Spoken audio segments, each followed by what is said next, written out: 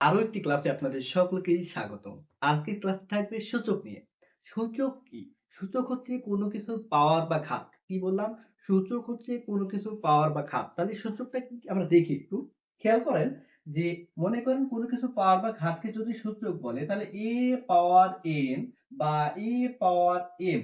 এই যে আমি কি বলতেছি পাওয়ার, পাওয়ার এই পাওয়ারটা একে বলা হচ্ছে পাওয়ার বা ঘাত। এই পাওয়ার বা ঘাতকে সূচক বলে। এখন সূচকের কিছু ফর্মুলা আছে বা নিয়ম আছে, এইগুলো আমরা এখন জানবো। স্যার কিভাবে জানবো? দেখেন, যদি বলে a ডট a মানে a গুণ a মানে কি লিখি আমরা? a square. a আর a গুণ করলে কি হয়? a square. এখন যদি বলে a কিউব গুণ a পাওয়ার 4 ইকুয়াল টু কত? দেখেন আমরা সরাসরি কিন্তু বলতে পারবো না যে কত হবে। আমরা কিন্তু দেখবো গুণ করলে কি ৩ ৪ 12 হতে পারে, ৩ আর ৪ ৭ যোগ করলে ৭ ও হতে পারে। কেন কোনটা হবে সেটা আমরা দেখি। দেখেন এইখানে কয়টা আছে? ৩, ৩টা ১, ২, ৩টা। মধ্যে কি আছে? ইনটু। এই যে ইনটু নিয়েছি। a পাওয়ার 4 মানে ৪ টা a গুণ করব। ১ টা, ২ টা, ৩ টা, ৪ টা। দেখেন প্রথমে কি গুণ করেছি? প্রথমে ৩ টা a গুণ করেছি। মানে a পাওয়ার 3 আছে, এখানে ৩ টা a গুণ করেছি। পরে কি করেছি? a পাওয়ার 4 মানে ৪ টা a গুণ করেছি। গুণ করার পরে দেখেন আমাদের কয়টা a গুণ হয়েছে? কয়টা a গুণ হয়েছে? ৭ টা। টোটাল দেখেন এখানে আছে হচ্ছে ৩ টা, এখানে আছে ৪ টা। তাহলে গুণ করে কত হয়েছে? a power 7। a পাওয়ার 7 থেকে আমরা এখানে একটু খেয়াল করতে পারি যে দেখেন এইখানে a এর পাওয়ার ছিল ৩ আর a এর পাওয়ার ছিল ৪। দুইটার পাওয়ার কি যোগ হয়েছে। কি হয়েছে? বেস সেম হলে তাহলে আমরা এখান থেকে বলতে পারি যদি কোনো কিছুর বেস সেম হয় তাহলে পাওয়ার যোগ হয়।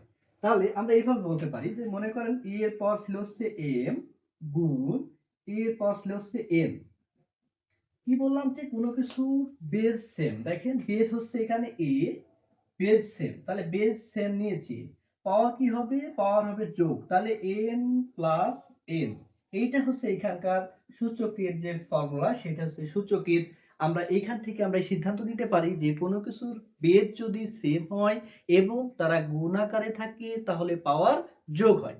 এখন আবার খেয়াল করি যদি এইরকম থাকে, যদি a power m a power n থাকে তাহলে কি হবে? তাহলে কি হবে খেয়াল করেন, যদি এই অঙ্কটা এভাবে থাকতো, যদি এরকম থাকতো a power 4 by a square equal to কত হবে? a পাওয়ার 4 মানে কি? a পাওয়ার 4 মানে হচ্ছে 4টা a গুণ করতে হবে। 4টা a গুণ করতে হবে। কেন গুণ করতে হবে দেখি। ১টা, ২টা, ৩টা, ৪টা। সরি 4টা a। আর a স্কয়ার মানে কি? ২টা a গুণ। a গুণ a মানে a স্কয়ার। এখন দেখেন তো উপরে নিচে কাটাকাটি করা যায় কিনা। এখান থেকে a কেটে যায়, a কেটে যায়। থাকে কয়টা? ২টা। তাহলে দেখেন আপনার এখানে থাকে হচ্ছে a স্কয়ার, a স্কয়ার। তাহলে আপনি বলতে পারেন এখান থেকে আমরা একটা সিদ্ধান্ত নিতে পারি কি, যদি বেস সেম থাকে এবং তারা ভাগ আকারে থাকে তাহলে পাওয়ার বিয়োগ হয়। দেখেন কি হয়েছে? এই যে দেখেন ৪ এর মধ্যে যদি আপনি ২ বাদ দেন তাহলে কি ২ হয়? এই যে ২ হয়েছে। তার মানে আমরা বলতে পারি যে বেজ সেম, বেজ সেম। দেখেন এই যে এখানে বেজ আছে a, এখানে বেজ আছে a, বেজ সেম এবং তারা কি আছে? ভাগ আকারে আছে।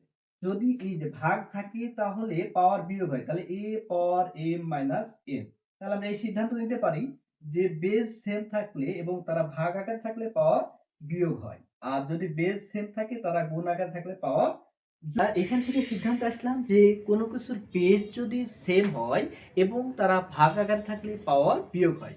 আমরা আরেকটা দেখব যে পাওয়ারের উপরে যদি পাওয়ার থাকে তাহলে কি হবে? এরকম যদি আমি যেটা বলতে চাচ্ছি আপনাকে, মনে করেন এটা হচ্ছে আপনার ৩ নাম্বারটা। ৩ নাম্বারটা মনে করেন আছে a পাওয়ার m, তার উপরে পাওয়ার হচ্ছে n। তার মানে আপনাকে যদি এরকম একটা অঙ্ক দেয় a স্কয়ার তার উপরে হচ্ছে a কিউব। a স্কয়ার মানে কি? দুইটা a গুণ আছে। তাহলে a কিউব মানে কি? তাহলে ৩টা a গুণ আছে। তার মানে কি? আপনাকে বোঝাচ্ছে যে এইটার উপরে কিউব, এই টোটালটার উপরে কি আছে? কিউব। তার মানে a স্কয়ার ৩ বার গুণ আছে। a স্কয়ার গুণ a স্কয়ার গুণ a স্কয়ার। এখন আপনি কিছুক্ষণ আগে বললেন যে স্যার বেস যদি সেম হয় পাওয়ার কি হবে? যোগ হবে। বেস যদি সেম হয় এবং তারা গুণাকারে থাকলে পাওয়ার যোগ হবে। দেখেন তো সেটা হয়েছে কিনা, বেজ এ এ এ তারা কি গুণ আকারে আছে, তাহলে পাওয়ার কি হবে, যোগ হবে। তাহলে এ পাওয়ার 2 প্লাস 2 প্লাস 2, তাহলে কত হবে, এ পাওয়ার 6। তাহলে দেখেন এ পাওয়ার 6 মানে কি, কোনো কিছু পাওয়ারের উপর যদি পাওয়ার থাকে, তাহলে 3 এর উপরে পাওয়ার আছে, তাহলে পাওয়ারের উপর পাওয়ার থাকলে গুণ হয়। তাহলে আমরা এটা থেকে সিদ্ধান্ত নিতে পারি যে পাওয়ারের উপরে পাওয়ার থাকলে গুণ হয়। তাহলে এ পাওয়ার এম থাকলে হবে হচ্ছে এ পাওয়ার এম এন। এইটা হচ্ছে আমাদের এই সিদ্ধান্তে নেওয়া যায় যে কোনো কিছু পাওয়ার যদি পাওয়ারের উপরে থাকে তাহলে সেই পাওয়ারটা গুণ হয়। এখন আমরা যেটা শিখবো সেটা হচ্ছে ভাইয়া, যদি পাওয়ার ইনভার্স হয়, মানে পাওয়ার যদি মাইনাস হয় তাহলে কি হবে। দেখেন পাওয়ার যদি মাইনাস হয় এইরকম, যদি এ পাওয়ার মাইনাস 1 হয় বা এ পাওয়ার মাইনাস 2 হয়, এ পাওয়ার মাইনাস 3 হতে পারে, তাহলে কি হবে, এ পাওয়ার মাইনাস যদি ইনভার্স থাকে, পাওয়ার যদি ইনভার্স থাকে তাহলে 1 বাই সেটা হয়ে যায়, কি বললাম যে 1 বাই, মানে এরকম হয়ে যায় 1 বাই এ। এখানে কি আছে, কত হবে তাহলে এ 1 বাই এ পাওয়ার 3। তাহলে আমরা এখান থেকে একটা সিদ্ধান্ত নিতে পারি যে কোনো কিছুর পাওয়ার যদি মাইনাস থাকে, কোনো কিছুর পাওয়ার যদি মাইনাস থাকে তাহলে কি হয়, 1 বাই ওইটার উপরে পাওয়ার হয়ে যায়। কোনো কিছুর পাওয়ার যদি মাইনাস থাকে তাহলে 1 বাই হয়ে যায়, যেটা থাকে সেটার উপরে পাওয়ার হয়ে যায়।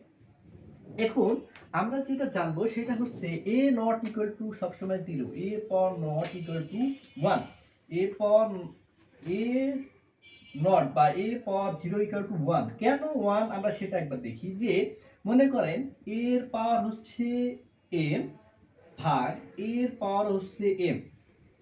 আমরা এটা জানি যে আগে জেনেছি যে কোনো কিছুর বেজ যদি সেম হয় এবং তারা যদি ভাগ আকারে থাকে তাহলে পাওয়ার বিয়োগ হয়ে যায়। তাহলে দেখেন এ বেজ সেম, এ বেজ, দুইটা বেজ সেম, তারা কি আছে, ভাগ আকারে আছে, তাহলে ভাগ আকারে থাকলে কি হবে, পাওয়ার বিয়োগ হবে। তাহলে বিয়োগ করেন, তাহলে এরকম হবে a power m minus m equal to a power 0, a power 0 equal to কত, তাহলে 1।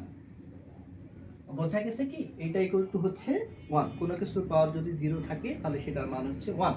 আরেকটা শিখবো সেটা হচ্ছে, মনে করেন রুট এ 3 রুট এ 4 রুট এ এরকম যদি থাকে, সেক্ষেত্রে আমরা কি করব, সেক্ষেত্রে হচ্ছে কোনো কিছু রুট মানে সেটার মান হচ্ছে 1/2, কোনো কিছু রুট মানে হচ্ছে সেটার মান হচ্ছে 1/2। তার মানে এইটা দাঁড়াবে আমাদের এরকম এ পাওয়ার 1/2, এইটা আসবে হচ্ছে এ পাওয়ার, মানে যেটা থাকবে আমাদের এই রুটের উপরে সেটা হচ্ছে 1/, সেটা হয়ে যাবে। তাহলে এখানে কত হবে 4 রুট এ, তাহলে এ পাওয়ার 1/4। তার মানে আমরা এখান থেকে একটি সিদ্ধান্ত নিতে পারি যে কোনো কিছু রুটের উপরে, মানে কোনো কিছুর যদি রুট থাকে, রুটের উপরে যে মানটা থাকবে সেটা কি 1 বাই হয়ে যায়। তাহলে আমরা এইখানে এইরকম সিদ্ধান্ত নিতে পারি n root over a equal to a 1/n। তাহলে আমরা এখান থেকে কি সিদ্ধান্ত নিতে পারি যে কোনো কিছু পাওয়ার বা কোনো কিছু রুটের উপরে যেটা থাকবে, মানে ওই যে রুটের মধ্যে যেটা থাকবে সেটা কি হয়ে যাবে, বেজের উপরে 1 বাই সেই পাওয়ারটা হয়ে যাবে। তার মানে কি আছে এন রুট ওভার এ, তাহলে কি হয়ে যাবে, বেজ হচ্ছে এ, বেজ এ 1 বাই রুটের উপরে কত আছে এন, তাহলে 1/n। এটা হচ্ছে আমাদের এইখানকার অনুসিদ্ধান্ত। এই অনুসিদ্ধান্ত থেকে আমরা পরবর্তী এই অধ্যায়ের অঙ্ক করব।